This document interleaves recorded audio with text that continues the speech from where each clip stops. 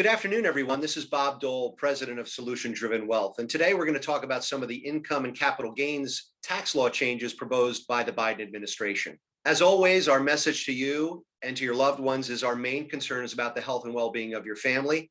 And we hope as you've come out of this 12 to 16 month period, a brutal period in our country's history, that you're reconnecting with your family and loved ones.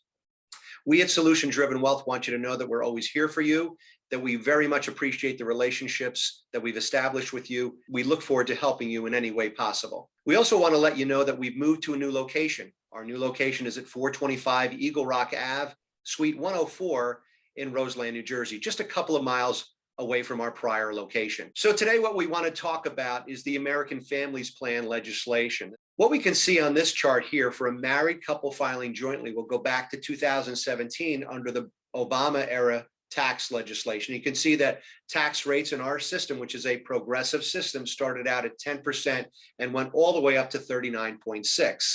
You can see that there was no 37% tax bracket, did not exist. Then we can come into the Trump era, what we call the Tax Cut and Jobs Act. And we can see that legislation started again at 10%, and the rate started at that rate, but then went all the way up to a top rate of 37%. The 39.6 rate was eliminated. And I think the other key bracket to recognize is that 35% bracket, which occupied just a very small percentage in the Obama era tax rate change. And now it occupied really the largest percentage of bracketing in the Tax Cut and Jobs Act legislation. Now we get into 2022, and there's the elimination again of the 37% bracket, but look at where the 35% bracket comes in. The bracket under the old system came in at around $610,000 and went out all the way up to that bracket or that level. But now we have the 35% bracket ceasing at really $509,000 and the 39.6% bracket becoming much more of a reality at a lower threshold. So a big impact. So how do we begin to plan for a 39.6% bracket? Some changes to maybe some of our planning strategies in the past. We will be discussing with our clients over the next coming weeks as we do our quarterly reviews, the idea of a Roth conversion. Again, big picture, what does a Roth do? Well, it takes a taxable IRA, meaning an IRA that's pre-tax during all the accumulation phase, which you'll ultimately pay tax on, converting that into a post-tax instrument, meaning when I convert it, I have to realize all of those taxes in that year. So Roth conversions on paper sound like a great idea, but you do need to have the capital available to pay those taxes. Now, if you're thinking I'll convert the Roth and utilize the securities or the instruments in it to pay the tax, in my mind and other planners' minds, it really defeats the purpose entirely. So really, it's for those individuals that have capital on the sidelines, earning basically nothing in a cash account and utilizing that cash to pay the taxes. In past years, we talked about gain harvesting and tax loss harvesting. So let's go back to 2020. During the height of the pandemic, what did we do? We harvested losses, right? So the markets were depressed. It was an event-driven recession, very short-lived, and we reached out proactively to you and said, let's harvest these losses. They're very valuable. You were able to use those losses for not only the 2020 tax year, but you'll be able to use those into the future. The situation's a little different this year. If we think the legislation is going to go into effect in 2022, those gains we want to realize under the current tax rate, because we know what the devil is, what we know, right? We know what the rates are. Next year, we don't know what the rates are going to be, most likely higher. So we'll want to realize some of those gains this year because we're in a much lower bracket. The other thing that we'll want to do is our losses. Our losses would become more valuable in a higher rate environment than they are in the current rate environment. So again, we might want to defer utilizing those losses until future tax years. Also, if I have a small business and I'm contemplating an expansion or additional expenses, I may want to kick those expenses into the 2022 tax year as opposed to 2021. Again, the same philosophy.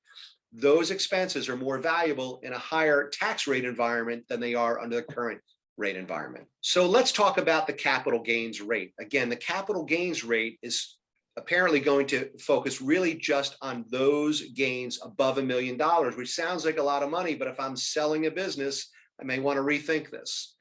The other issue that we're seeing too is the elimination of the step up in basis. If I had to say one comment about the entire legislation, this is the most impactful part of the legislation. Remember the removal of the step up in basis. What does that mean? Let's just say that Bob Dole owned $1 million of Apple stock, but my principal value, meaning what I paid for it, was $100,000. That means that I had a $900,000 capital gain. And suppose I died. If I die, my heirs under the current tax law would not pay any capital gains. In fact, they would get a step up to the date of death value, in this case, $1 million. Under the proposed legislation, which is the elimination of that step up in basis, my heirs would owe taxes on that $900,000 of capital gain. Now, there are some exemptions that will be put in place to negate some of these realization of gains. However, that's essentially what's happening. And I'll also have to pay those gains or those taxes on my death. That means I'll have to have capital available to do that. Now, what we're going to be talking about to clients who have a small business that they're considering selling or that have large capital gains in their portfolios, a couple of things. In terms of a business sale, it might make sense to smooth out some of these gains. Now, how might I smooth out some of these gains? I might consider an installment sale, meaning I might take some of these gains on my business over a 3 to 5 year period, as long as I'm assured from the buyer that I'll be getting my principal value of my sale. Additionally, I might want to realize some of the gains in my portfolio under the current tax law, because again, I can reset the bar so that my heirs don't owe so much in tax at the end. So again, up to the threshold. The threshold right now on capital gains is roughly 23.8 at the max bracket. It's considered being doubled up to almost 40% here. So again, if I can reduce that under the current tax law, I might want to consider doing that. What we want to talk about is the step up in basis, and that proposal, which is not law now, impacts us in a couple of ways. I could say, well, gee, I might want to take that Apple stock in the example that I used earlier and gift that out of my name. Well, if I do that, what am I going to do? They're actually going to tax me at the date of my gift on that. So that's not a great scenario. I'll also looking at the realization of gains at the date of death. Repeal of the carryover in basis for gifts. So gifts that I made in prior years also impacted as well. So a big impact there. The other issue too is that there's going to be a repeal in the capital gains step up value. So again, big issues that we need to get our heads around. Now, the proposed legislation, there's 2 bills currently out there. One proposed by Bill Pascrell, who's a Democrat from the state of New Jersey, that has a 2022 effective date. That means that you could do some planning this year and the law would not go into effect until 2022.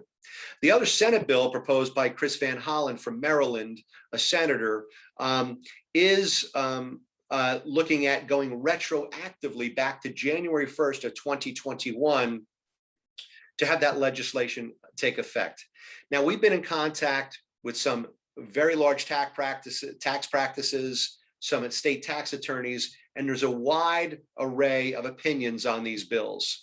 One attorney that we work with pretty closely feels that every day that we go along here, it becomes less likely that they'll go retroactively back. Now, constitutionally, they absolutely can go back to January 1st. It's settled law. They could do that. But I think from a political standpoint, that would be a pretty unpopular thing to do. So each day that we go along here, it's more likely, in this person's opinion, that it could be enacted in 2022. There are some things that we can do from a sensible planning standpoint well ahead of 2022, and that we'll need to do to take advantage of some of these planning techniques. Congress does have the ability constitutionally to go back and enact the legislation from January 1st. It is settled law in this regard. However, we think politically unlikely to go in this scenario. So there's a lot of things to talk about in the coming weeks as we do our quarterly planning with you. As always, we appreciate the opportunity to keep you updated with the latest information. If you have any questions about your situation, please reach out to us. We'll be reaching out to you over the coming weeks. Thank you and have a great start to the summer.